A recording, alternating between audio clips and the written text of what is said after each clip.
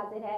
नाजरीन, कुछ दिनों पहले हमने एक प्रोग्राम किया था जिसमें हमने archaeology and history promoters Pakistan के को जो रन कर रहे हैं सोशल मीडिया पे, आबिद इकबाल साहब को हमने बुलाया था और इस हवाले से हमने उनसे जाना था कि जो हमारी तारीखी चीज़ें हैं, जो हमारे म्यूजियम्स हैं और जो हमारे पीछे से तारीख चली आ रही है, उसको ये अब कैसे महफूज कर रहे हैं और हमारी नई नस्ल को मुंतकिल करने के लिए, हमारी नई नस्ल को हमारी जो चीज़ें हैं वो दिखाने के लिए कैसे काम कर रहे हैं। आज भी हम उसी सिलसिले को जारी रखते हैं। हमारे साथ आबिद साहब मौजूद है, इनसे हम जानते हैं कि जो हमारी एक archaeology and history promoters Pakistan social media पे जो एक प्लेटफॉर्म है, एक वेबसाइट है, हमारे लोगों में अवेयरनेस पैदा कर रही है इसके हिस्ट्री के हवाले से, ये उसको हम इनसे जानेंगे कि ये दरअसल है क्या, बनाने की इनको ज़रूरत क्या पेश आई और आजकल का जो मॉडर्न दौर है, लोग जो है नई से नई टेक्नोलॉजी की जानिब जा रहे हैं और ये जो पुरानी चीज़ों को संभाल रहे हैं, पुरानी चीज़ों पे सर्च कर रहे हैं, वर्क कर रहे हैं, उसको संभालने के लिए जितने इकदामात कर रहे हैं,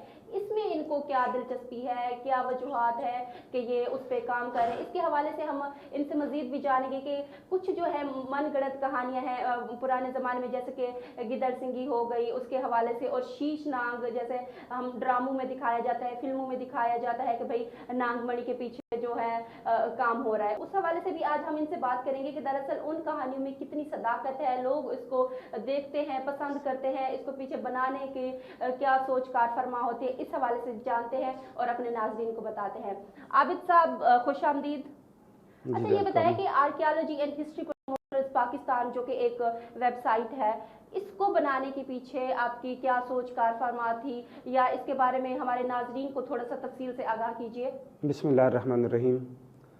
archaeology and history promoters Pakistan दर हकीकत एक ग्रुप है जो मुख्तलिफ दोस्तों ने मिलकर स्टार्ट किया था और इसमें हमने अपने आबा व अजदाद व असलाफ़ की निशानियों को मेंशन करना शुरू किया था, तारीख़ को मेंशन करना शुरू किया था। असल में आर्कियोलॉजी एंड हिस्ट्री प्रमोटर्स ये दो अलग अलग फील्ड्स हैं अगर हम जुदा करें इनको एक दूसरे से।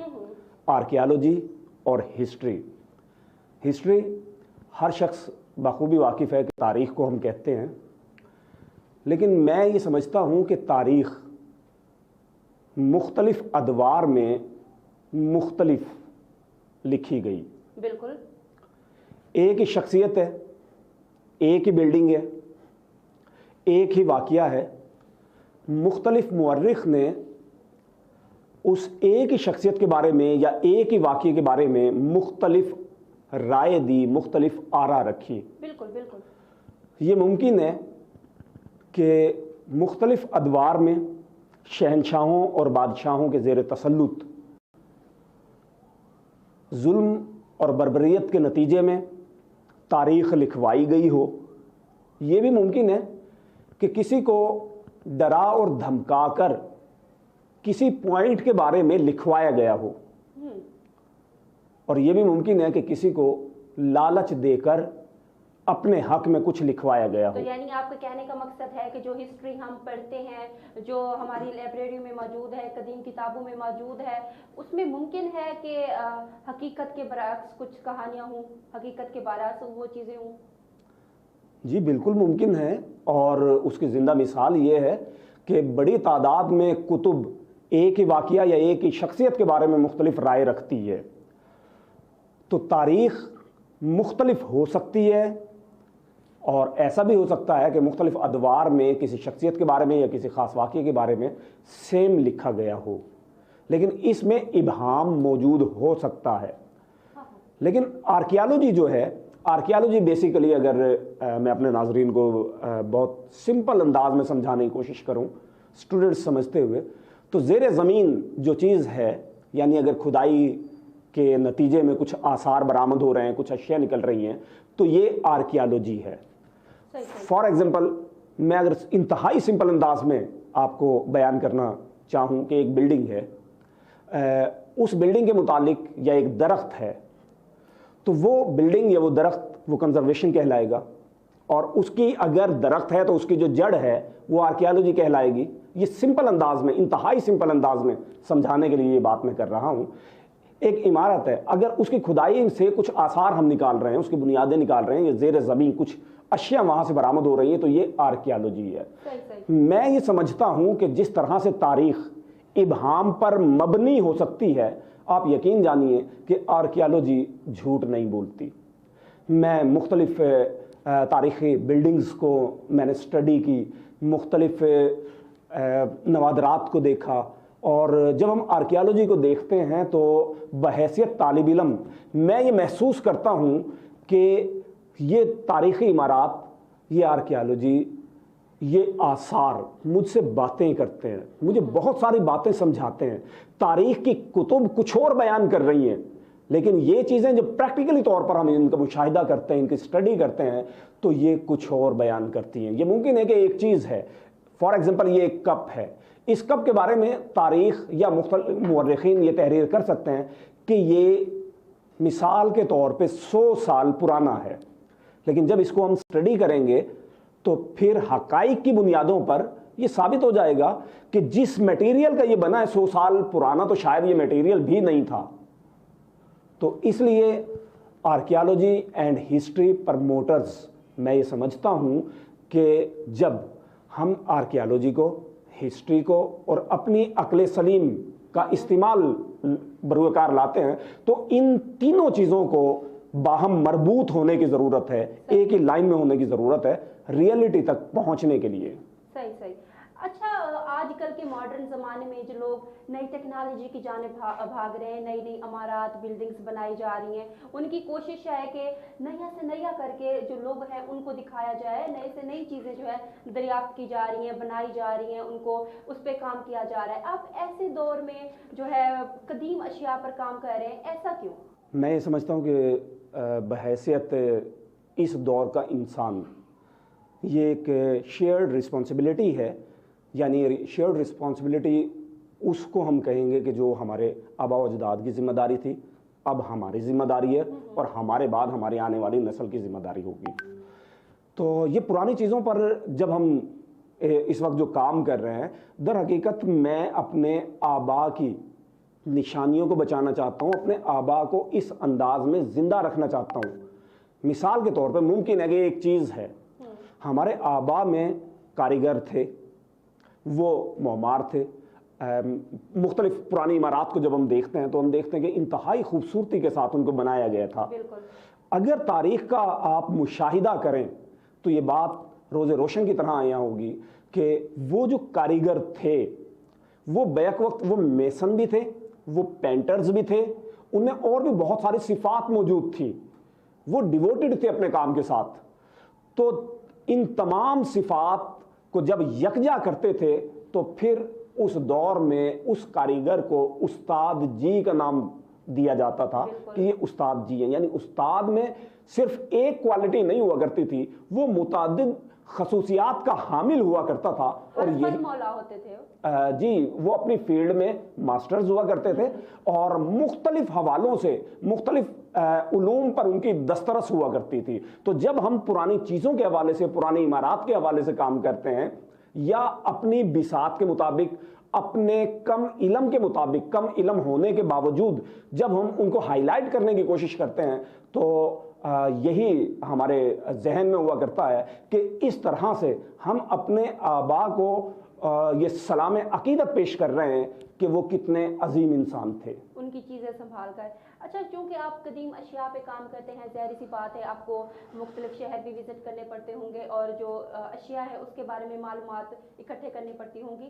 یہ بتائیں کہ کیا کبھی آپ نے قدیم کھنڈرات بھی وزٹ کیے ہیں؟ جی، میں نے متعدد مقامات پر، متعدد جگہوں پر جا کر مختلف کھنڈرات بھی وزٹ کیے، ایسی عمارات پر گئے جو بہت قدیم تھی، جن کے صرف اور صرف آثار باقی تھے، جو کھنڈرات میں تبدیل ہو چکی تھی۔ خوف محسوس نہیں ہوتا آپ کو ایسی جگہوں پہ جانے سے؟ بحیثیت مسلمان میں یہ سمجھتا ہوں کہ ہمیں خوف اپنی قبر کے حوالے سے ہونا چاہیے کہ ہم کیا اعمال کر رہے ہیں۔ پھر بھی انسان ہے، لوگوں نے جو قدیم کھنڈرات ہے اس کے بارے میں کہانیاں مشہور کر رکھی ہوتی ہیں جنوں بھوتوں کی، پھر بھی قدامت پرستی ایک الگ سے موضوع ہے جو ہمارے معاشرے میں سمجھتا ہوں کہ جہالت کی وجہ سے پھیلا ہوا ہے۔ ایک درخت ہے اور اس پر آپ دیکھیں کہ ہر علاقے میں کوئی نہ کوئی خاص درخت, کوئی نہ کوئی خاص بلڈنگ, کوئی نہ کوئی خاص پرانا کمرہ اس قسم کا آپ کو یقیناً ملے گا, جس سے بہت ساری ایسی داستانیں وابستہ آپ کو ملیں گی کہ یہاں جنات کا بسیرا ہے, یہاں اوپری مخلوقات وغیرہ موجود ہیں, یہاں سایہ ہے, یہاں کوئی نہ کوئی ایسی مخلوق موجود ہے جو ہم سے الگ ہے, ہم سے جدا ہے. بالکل. تو کیا کبھی آپ نے ایسی جگہیں وزٹ کرتے ہوئے سانپ وغیرہ دیکھے, کوئی اور موذی جاندار جو کہ موجودہ زمانے سے ہٹ کے ہوں, جس میں کچھ نیا ہو؟ جہاں تک بات سانپ اور ناگ, اژدہا وغیرہ ہیں, یہ اللہ پاک کی مخلوق ہیں, ہمارے سامنے ہیں, تو متعدد بار اس طرح سے ہم نے دیکھے ہیں. بالکل. اور کھنڈرات میں اور تنہائی میں, اور خاص طور پر وہ عمارات جن کو اگنور کر دیا گیا ہے, جن کو بھلا دیا گیا ہے, وہاں ظاہر ہے کہ ان کے بسیرے موجود ہیں. بالکل بالکل. اچھا, یہ ہمارے ناظرین کو بتائے گا کہ آج کل بہت مشہور ہے شیش ناگ کا واقعہ, اور اس طرح سے فلموں اور ڈراموں میں بھی بتایا جاتا ہے کہ بھائی سانپ ہو گئے, سانپ رہتے ہیں باقاعدہ, اور جو ناگ منی کے حوالے سے بتایا جاتا ہے. شیش ناگ کا من کا دراصل ہے کیا, اس کے بارے ہمارے ناظرین کو آپ تھوڑا سا بتائیں تفصیل سے. یہ میں یہ سمجھتا ہوں کہ مختلف مذاہب میں مختلف متس ہوا کرتی ہیں. مافوق الفطرت واقعات, کردار ان کا حصہ ہوا کرتے ہیں. بالکل. تو خاص طور پر ہندو معاشرے میں ایسی متس موجود ہیں کہ جن کی وجہ سے زیادہ تر اس قسم کی فلمیں, ڈرامے, میگزینز منظر عام پر آئے کہ جنہوں نے مافوق الفطرت واقعات کو جنم دیا یا ان کو زیر بحث لائے. اچھا, ہمارے لوگ اس کو دیکھنا بھی پسند کرتے ہیں اور ان پہ یقین بھی رکھتے ہیں. ہر دلچسپ چیز انسان دیکھنا پسند کرے گا, خواہ وہ کوئی بھی ہو. تو جب اس کو ایک کمرشلائزیشن کے تحت انہوں نے اٹھایا تو لازمی بات ہے کہ ہر شخص جو ہے وہ اس میں دلچسپی لے گا, اور خاص طور پہ وہ افراد زیادہ دلچسپی لیں گے جو نالج کے حوالے سے کم علم کے حامل افراد ہوں گے. اور حیرت جہالت کی بیٹی ہے, یہ ایک عظیم مقولہ ہے کہ حیرت جہالت کی بیٹی ہے. کیونکہ جو شخص جاہل ہوگا کسی واقعے کو دیکھ کر, کسی بات کو سن کر, وہی حیرت کا اظہار کرے گا. جس شخص کے پاس نالج ہوگا, علم ہوگا, اس کو پہلے سے اس قسم کی باتوں کا معلوم ہوگا, تو وہ اس انداز میں حیرت کا حامل نہیں ہوگا. جہاں تک بات اس شیش ناگ کے منکے کے حوالے سے آپ کر رہے ہیں, تو میری جو مختصر سی اسٹڈی ہے, میری ناقص جو رائے ہے اور اسٹڈی ہے, اس کے مطابق اللہ پاک نے ہر مخلوق کو اپنا دفاع کرنے کے لیے کسی نہ کسی خاص صلاحیت سے اسے نوازا ہے. بالکل. انسان ہے, اس کو عقل سلیم عطا کی. بہت ساری مخلوقات ہیں, ان کو طاقت عطا فرمائی.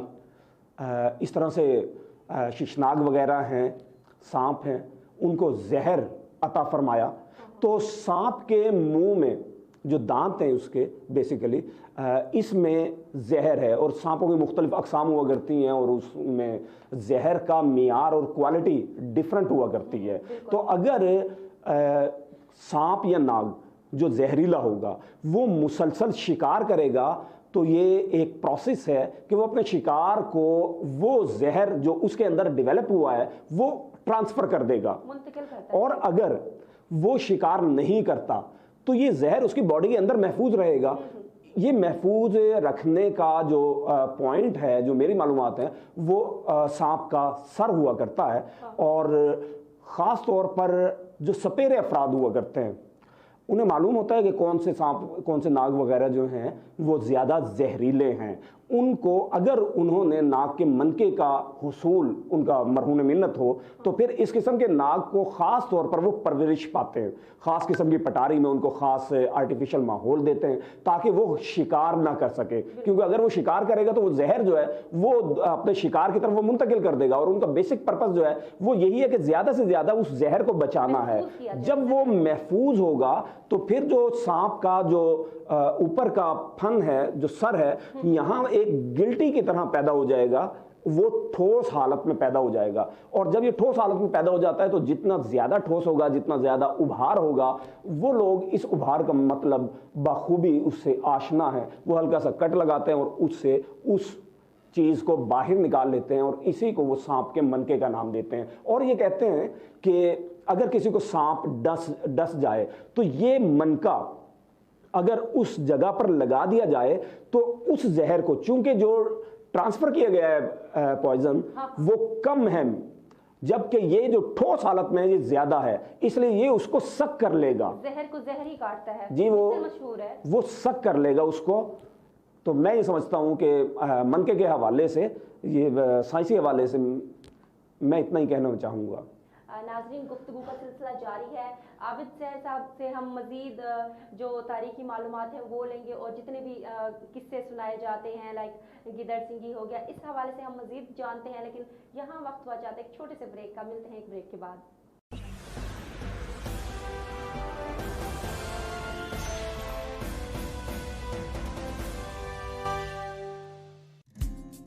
اپنی چھت، ہر ایک کا خواب جو اب آپ کے لیے خواب نہیں بلکہ ایک ایسی حقیقت ہے جو آپ کی قوت خرید کے مطابق ہے۔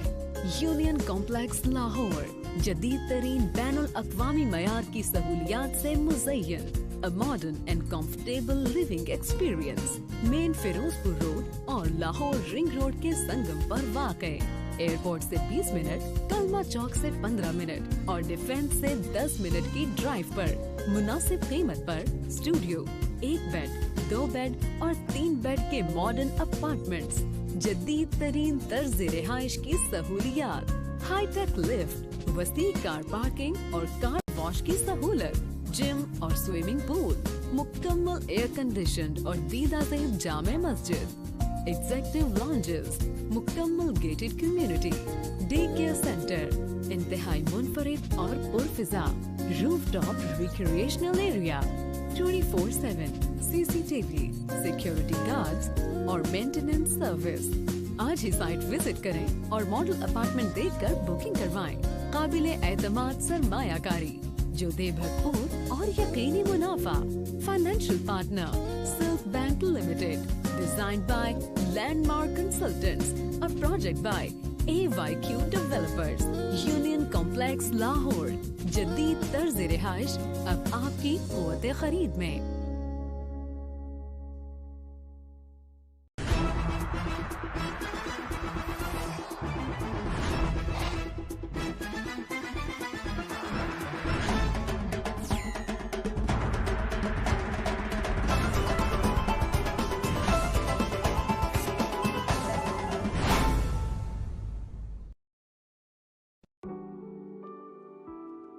یہ ہیں تیمور، جو اپنے دوست سے گاڑی مانگ کر لائے ہیں اور اپنی بیوی کو روڈ ٹرپ پہ لے جا رہے ہیں، لیکن انہیں کیا معلوم کہ مصیبت ہائی وے پر ان کا انتظار کر رہی ہے۔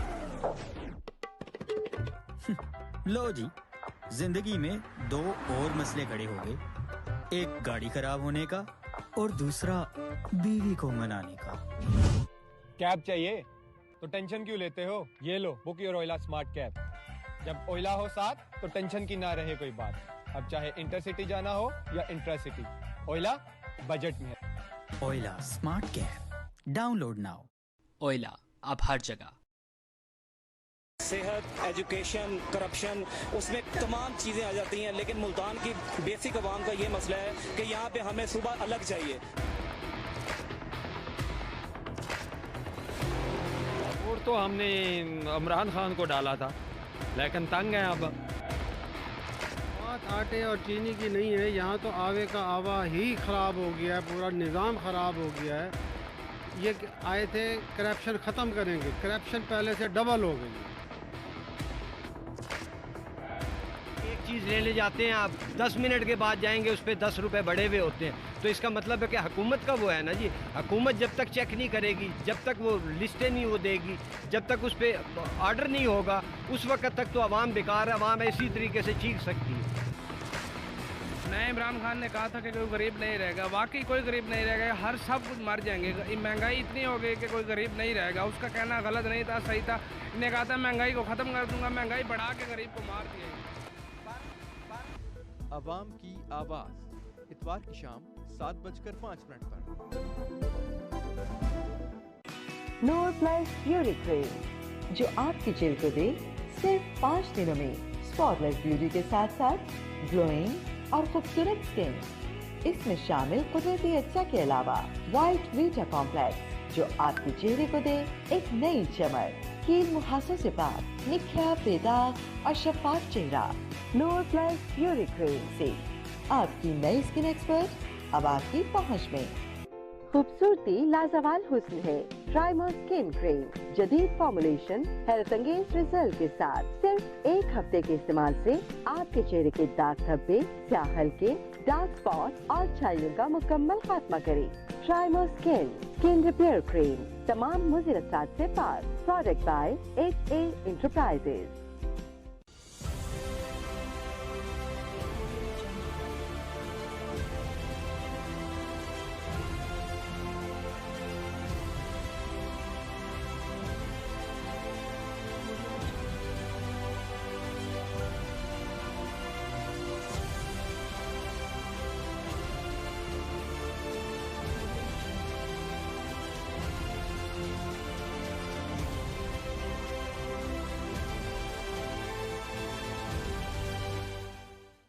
अब आपकी किस्मत का पहिया भी तेजी से घूमेगा और आप घूम सकेंगे अपनी मनपसंद गाड़ियों में। Nematullah and Amjad Javed company registered आपके लिए अपनी मनपसंद गाड़ी हासिल करने का शानदार प्लान। मैसी 240, फियाट 480 सिर्फ 15,500 रुपए माहाना किस्त में। सुजुकी रावी माहाना किस्त सिर्फ 16,700 रुपए। सुजुकी बोलान माहाना किस्त सिर्फ 19,000। ऑल्टो VX माहाना किस्त सिर्फ 20,500। ऑल्टो VXR माहाना किस्त सिर्फ 23,500। ऑल्टो VXL माहाना किस्त सिर्फ 27,000। यूनाइटेड ब्रावो माहाना किस्त सिर्फ 16,900। कल्टस VXR माहाना किस्त सिर्फ 31,000। कल्टस VXL माहाना किस्त सिर्फ 33,000। कल्टस AGS 80 माहाना किस्त सिर्फ 35,000। वैगनार VXR माहाना किस्त सिर्फ 27,500। वैगनार VXL माहाना किस्त सिर्फ 29,000। होंडा सिटी 1300 सीसी माहाना किस्त सिर्फ 41,300। होंडा सिटी 1500 सीसी माहाना किस्त सिर्फ 42,500। XLI माहाना किस्त सिर्फ 46,500। GLI माहाना किस्त सिर्फ 48,900। होंडा BRV माहाना किस्त सिर्फ 51,500। तमाम गाड़ियों की कुल एक साथ 60 अदद कुर्रानंदाजी हर महीने हुआ करेगी। तो फिर इंतजार किस बात का। Nematullah and Amjad Javed company registered, Sahiwal office, Tufail शहीद road, Medina auto market, Sahiwal. मजीद मालूमात के लिए चौधरी नेमतुल्ला, फोन 0300 7722 876। चौधरी अमजद जावेद 0301 793 60।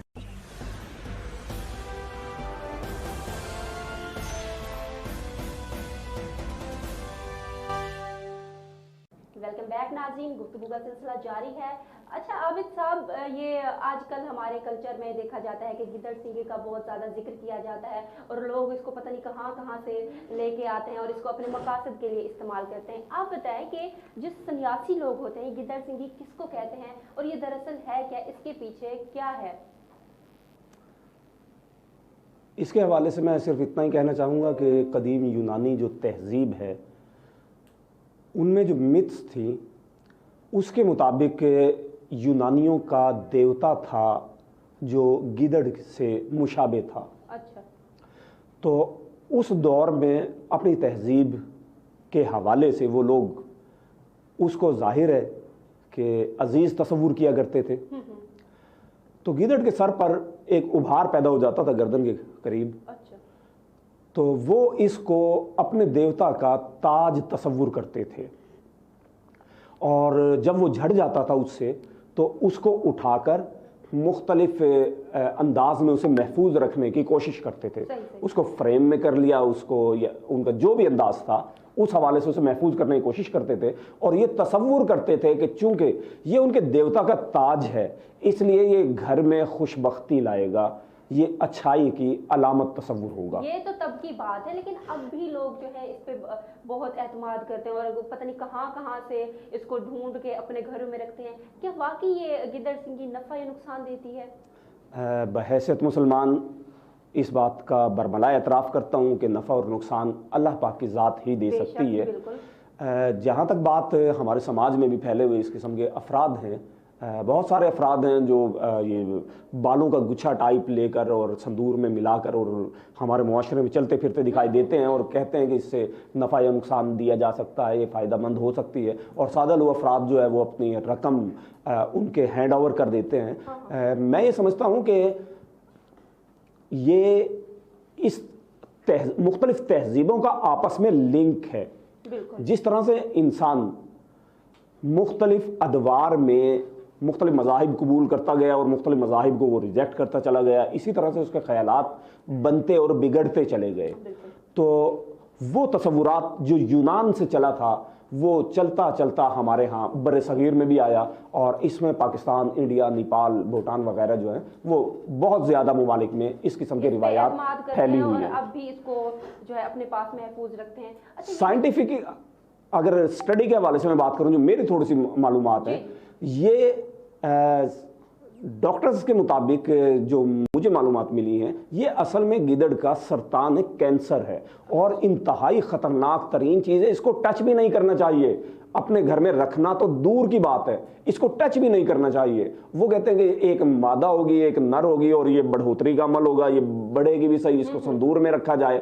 تو جب یہ سرطان جو ہے اگر اس کے اندر بیکٹیریاز موجود ہیں اور وہ ایک دوسرے کی خوراک بن رہے ہیں تو وہ باڈی سے جدا ہو کر بھی ممکن ہے کہ وہ اپنا وجود برقرار رکھتے ہیں کچھ ٹائم یا کچھ وقت کے لیے، لیکن اس کے بعد یہ ختم ہو جاتے ہیں. تو اس لیے میں آپ کے اس پیارے سے پلیٹ فارم سے یہ پیغام دینا چاہوں گا اپنے تمام ناظرین کو کہ اس قسم کے لوگوں کی باتوں میں نہیں آنا، بلکہ حقائق پر مبنی آپ نے اپنی سوچ کو ترتیب دینا ہے. بالکل، جو خود ایک مرض ہے اس کو محفوظ کرنے سے لوگوں کو کیا فائدہ ہو سکتا ہے، لوگوں کو ضرور اس بارے میں جاننا چاہیے، اس کے بارے میں تھوڑا سا جو ہے وہ ریسرچ کرنی چاہیے. اچھا عابد صاحب، میں جاننا چاہوں گی کہ جو ہماری قدیم عمارات ہیں ان کی حفاظت کیوں ضروری ہے؟ اس ماڈرن دور میں لوگ نئے سے نئے چیزوں کی جانب جا رہے ہیں اور جو ہم ہیں وہ اپنی پچھلی چیزوں کی حفاظت کریں، عمارات کی حفاظت کریں، اس کی ضرورت کیوں ہے؟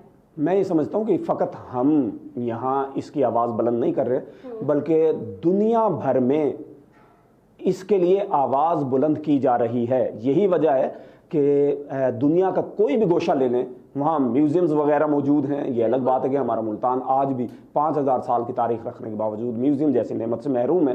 ہماری جو تاریخی عمارات ہیں یہ ہمیں ہمارے ادوار کی مختلف ادوار کے حوالے سے ہمیں درس دیتی ہیں، ہمیں بہت ساری باتیں بتاتی ہیں. اس لیے ہمیں اپنی ان عمارات کو محفوظ رکھنا چاہیے.